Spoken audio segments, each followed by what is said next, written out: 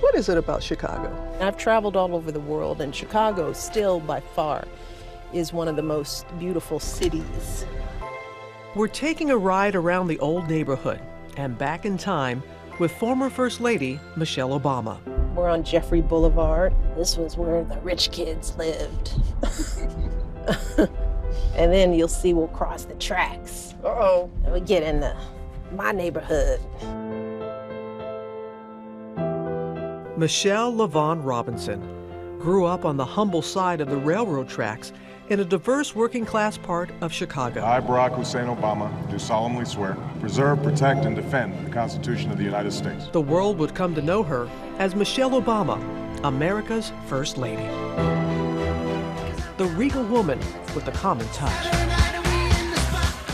As America's first black first family, the Obamas ushered in a modern era to the White House. We're asking Americans of all ages to give me 5 ways they're leading a healthier life. Diversity filled the inner circles. Healthy Initiative vegetable gardens grew alongside rose gardens. I know I'm gonna be pulling up some radishes. And the sound of young children warmed the family residence once again. So we're crossing the tracks. This is still South Shore. But this was my walk to school. Across the street, I usually meet my friend Terry Johnson right in front of that garage. This is my block. 3 generations of Robinsons lived here on Euclid Avenue, a home owned by Michelle's great-aunt Robbie and Uncle Terry. Here Aunt Robbie is holding Michelle when she was an infant. So this is a house? This is my house. Wow. And that's where we lived upstairs. Robbie and Terry lived downstairs. That was my bedroom.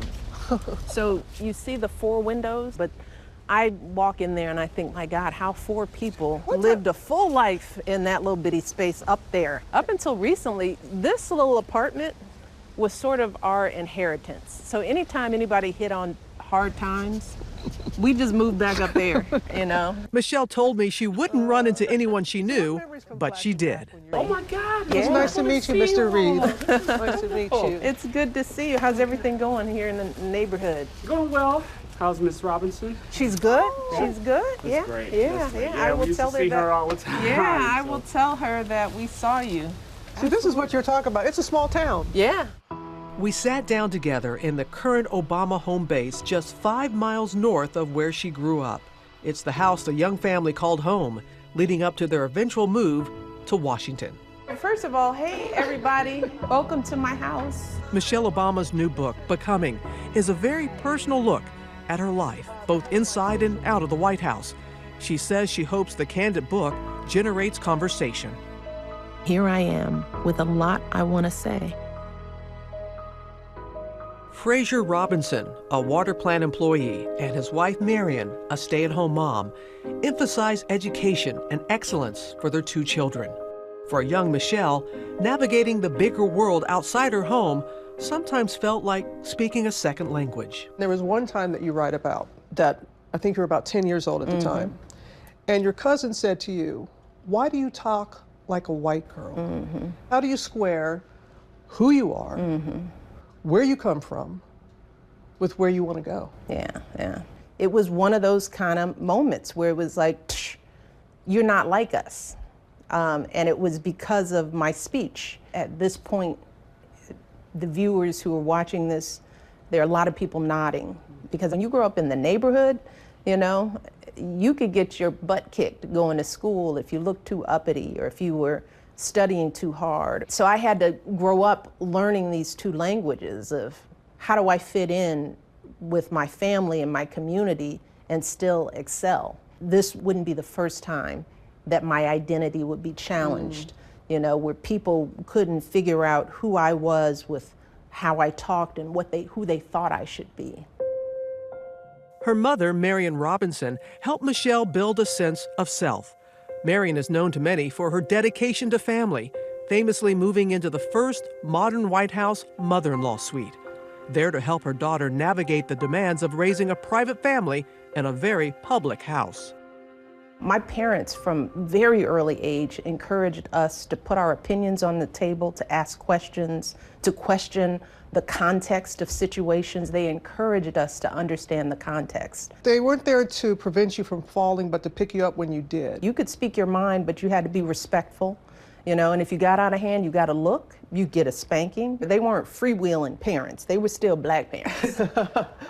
But they believed in teaching us to think for ourselves. Michelle's father gave his children a memorable lesson on the dignity of work and true value of hard-earned money. My parents were very clear. You know, we weren't rich. I remember there was a time my brother wanted to understand because he couldn't get something that he wanted, and my father laid out all the bills, brought home his paycheck in cash, and took every bill and put money on top of it to show what it cost and how much he brought in and what was left. They wanted to make it clear, you know, there was money earned and money that went out.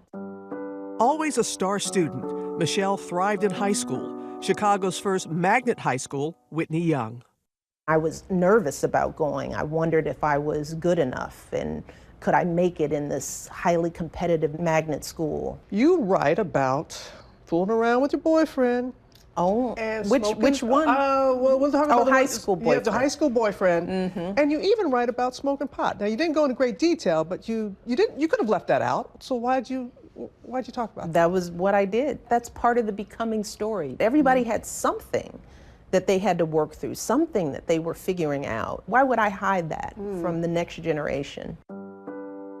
In the fall of 1981, Michelle entered Princeton University's freshman class. She says Princeton was scary.